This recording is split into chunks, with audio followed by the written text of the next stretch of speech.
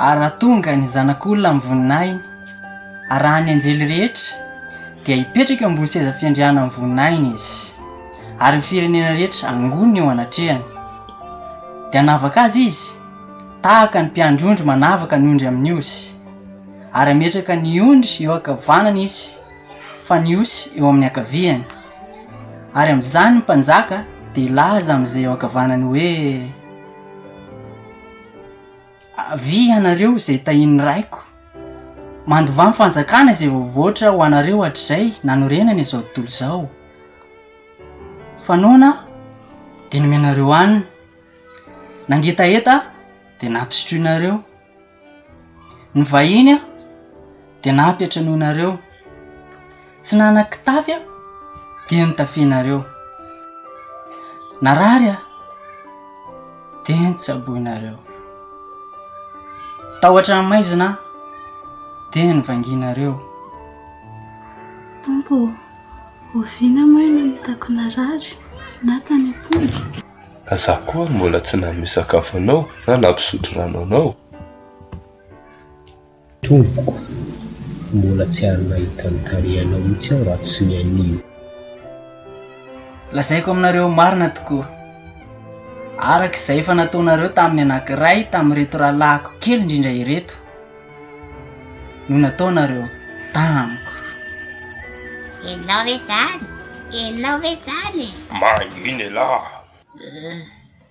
Tena marina, endry be le raha zoky io ka. Faly aho fa hitanao zany, tsy izay ve le niteneniko anao? Ahoana no lasanareo fa olon-kendry izy, mitantara atsanga fotsiny io, jinja, voa, hazo maniry, tsisy dikany zany. Angamba fa mety hoe tsika mihitsy no sainy mamantatra ny heviny, na na tsy voatery.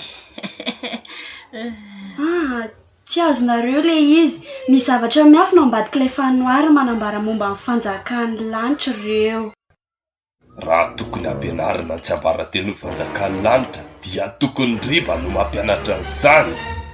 Ezay, mangina aloha nareo no kampianatra Jesosy io. Izay manatsofina hoentina miaino, aoka izy haino.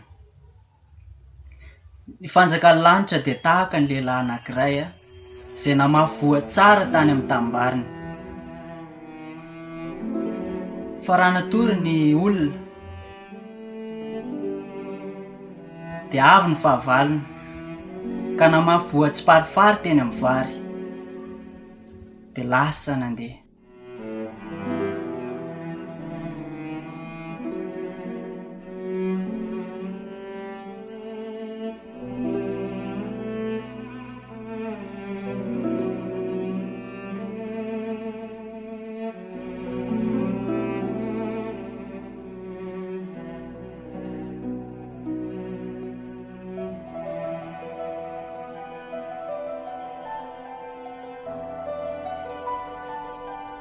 Ary rehefa naniry ny vary ka niteraka dia niposaka koa ny tsy farifary.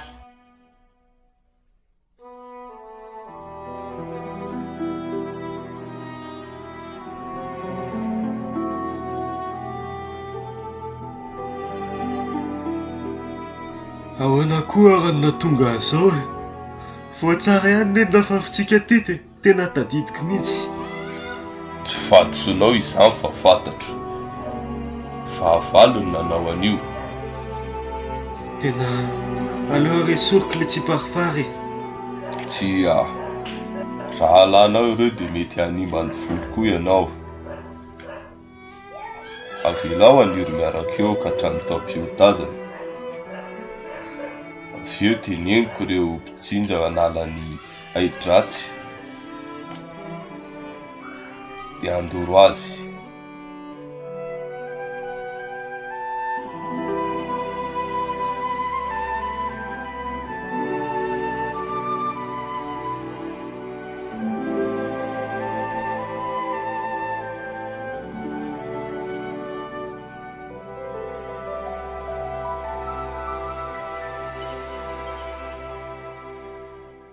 Ary ny volo kosa dia pirimitsika. fa ny vary dia atao mo hoany atsopotro. Ay, zay vo azoko le vary zany ro olona tsara dia le tsy farifaritsika. Tomatra koa azonao zavatra tenenin'io rangahy io. Eny tratra hoe ngalizy otrany hoe mazao ange. Zavatra tsisy dikany sy ratsy avokoa na ampianarin'io rangahy io. Mitandremo nareo, mitandremo. Efa niteny aho hoe fijeremia.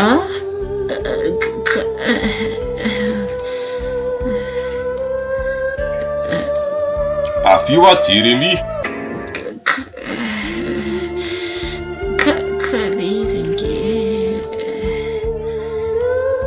Anga na ratsy zany tsy sokatra amin'ny latsony ny varavara sinagoga koa.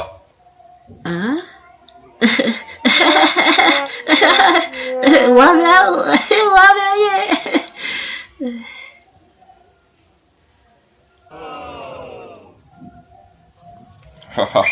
Mino kosa fa tsy te hijanona teo ela.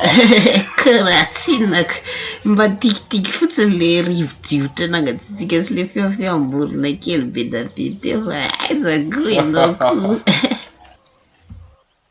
Izay manatsofona hoentina miaino, aoka izy eno ity fanoharana ity.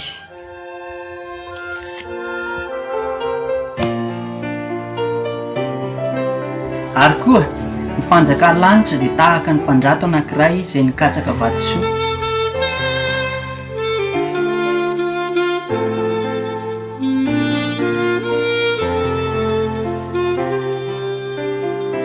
Ary rehefa nahita vatosoa iray sarobidy izy dia lasa nivarotra ny fananany rehetra ka nividy azy.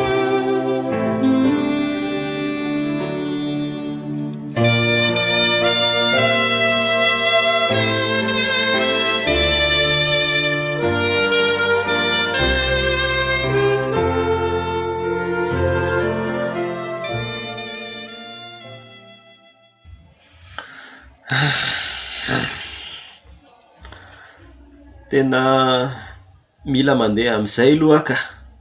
Fa ahoana? Mbola tsy tapitra ny e. Okizay aloha ka, tsy te hahininina intsony aho. Andraso aloha, fa ina le olana. Ary koa na mifananaka rehetrarehetra. Zany ne ny tadiaviny. Veloma ny arena dia veloma mifananana fa manaraka azy. Ka fantatrao ny fa marina ny teniny. Zany ry anina efa tena niezaka be mihitsy. 10 taona zay efa niasa tanteraka, fiainako tanteraka io asako io. Fa tsara kokoa no fanjakan'ny lanitra ve zany? Fa maro no atsoina, fa vitso no fidiana.